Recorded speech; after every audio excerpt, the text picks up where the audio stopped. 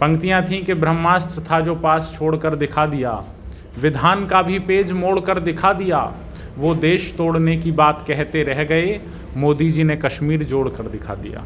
वो देश तोड़ने की बात कहते रह गए, मोदी जी ने कश्मीर जोड़कर दिखा दिया। वो देश तोड़ने की बात कहते रह गए, मोदी जी ने कश्मीर जोड़कर दिखा दिया। लोग पूछते हैं कि 7 वर्षों में नरेंद्र मोदी जी की सरकार ने क्या किया। मैं तो यही कहता हूं कि रुपयों का बैग छीन के बोरा थमा दिया, डोरी की डोर तोड़ के डोरा थमा दिया। एक काम किया मोदी जी ने 7 साल में, इमरान के हाथों में कटोरा थमा दिया। तो इसी शब्दों के साथ मैं अपनी वाणी को विराम देता हूँ कि मैं ही नहीं, पूरे विश्व के किसी भी कोने से कोई जम्मू में आता है, सब लोग प्रतीक्षारत रहते हैं। धरती का स्वर्ग कहा जाता है। लोग कहते हैं कि हम मालदीव जाएंगे, स्विट्ज़रलैंड जाएंगे। मैं कहता हूँ, पूरे विश्व को आमंत्रित करता हूँ जेके न्यूज़ के माध्यम से कि आपको कहीं मालदीव कहीं जाने की ज़रूरत नहीं है। भारत के स्वर्ग में आइए, जम्मू और कश्मीर में आइए और यहाँ आकर देखिए कि जीवन का आनंद कैसे लिया जाता है। ईश्वर ने अपने हाथों से जिसे बनाया है, उस जम्मू और कश्मीर को निसंदेह पूरा भारत गौरवान्वित है।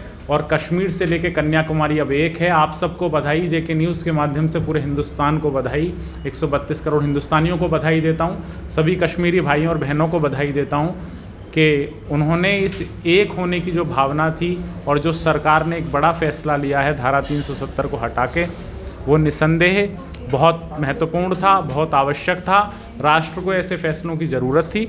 इसके लिए मैं धन्यवाद देता हूं हमारी केंद्र सरकार का कि उन्होंने एक बड़ा फैसला लिया, बड़ी हिम्मत का फैसला लिया। नमस्कार दर्शकों, आप सबका स्वागत और मैं हूं अनिल शर्मा।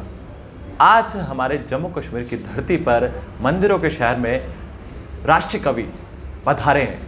पहले तो उनका स्वागत करेंगे और हमारे साथ इस समय बातचीत करने के लिए कौशल कौशाल जी हैं। पूरी बातचीत करेंगे और किस तरह से इनके ज़िंदगी का सफ़र जो है इसमें शुरुआत हुई और आज मंदिरों के शहर में जो है पधारे हैं। सर, सबसे पहले तो आपका स्वागत है जेके 24/7। बहुत बहुत धन्यवाद।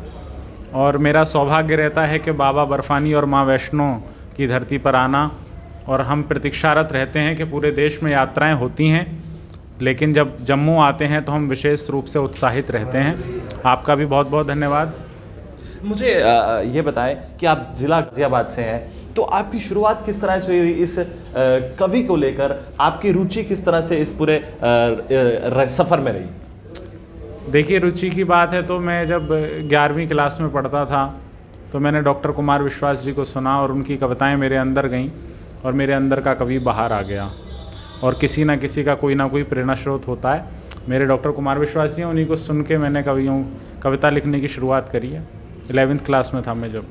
अच्छा, मुझे भी बताएं कि जब आपने ये सफ़र शुरू किया 11वीं क्लास में, तो पूरे परिवार की तरफ से कितना सपोर्ट रहता था और घर पर कौन कौन है?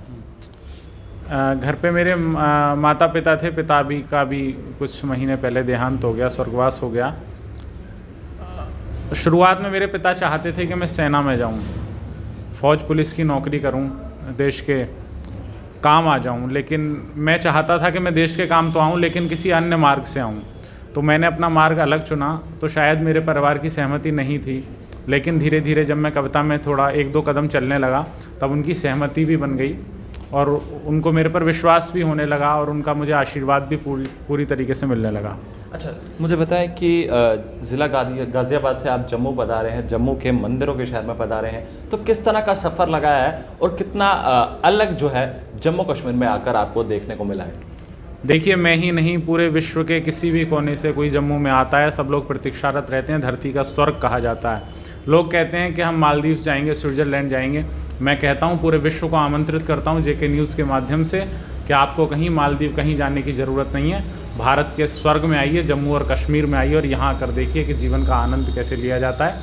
ईश्वर ने अपने हाथों से जिसे बनाया है, उस जम्मू और कश्मीर को निसंदेह पूरा भारत गौरवान्वित है। और कश्मीर से लेकर कन्याकुमारी अब एक है। आप सबको बधाई, जेके न्यूज़ के माध्यम से पूरे हिंदुस्तान को बधाई, 132 करोड़ हिंदुस्तानियों को बधाई देता हूँ। सभी कश्मीरी भाइयों और बहनों को बधाई देता हूँ कि उन्होंने इस एक होने की जो भावना थी और जो सरकार ने एक बड़ा फैसला लिया है धारा 370 को हटा के, वो निसंदेह बहुत महत्वपूर्ण था, बहुत आवश्यक था। राष्ट्र को ऐसे फैसलों की ज़रूरत थी। इसके लिए मैं धन्यवाद देता हूँ हमारी केंद्र सरकार का कि उन्होंने एक बड़ा फैसला लिया, बड़ी हिम्मत का फैसला लिया। बहुत बहुत धन्यवाद।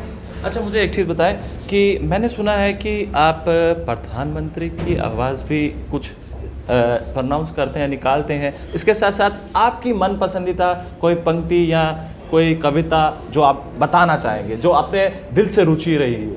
नहीं, देखिए, मैं कविताएं लिखता हूँ, कविताओं में सृजन करता हूँ। ऐसा कहा जाता है कि कविता में नाम लेने के बाद कविता छोटी हो जाती है, लेकिन जब किसी व्यक्ति का काम बहुत बड़ा हो तो हमें लगता है कि नाम लेने से हम अपने कवि धर्म का पालन कर रहे हैं। पंक्तियाँ थीं कि ब्रह्मास्त्र था जो पास छोड़कर दिखा दिया, विधान का भी पेज मोड़ कर दिखा दिया, वो देश तोड़ने की बात कहते रह गए, मोदी जी ने कश्मीर जोड़ कर दिखा दिया।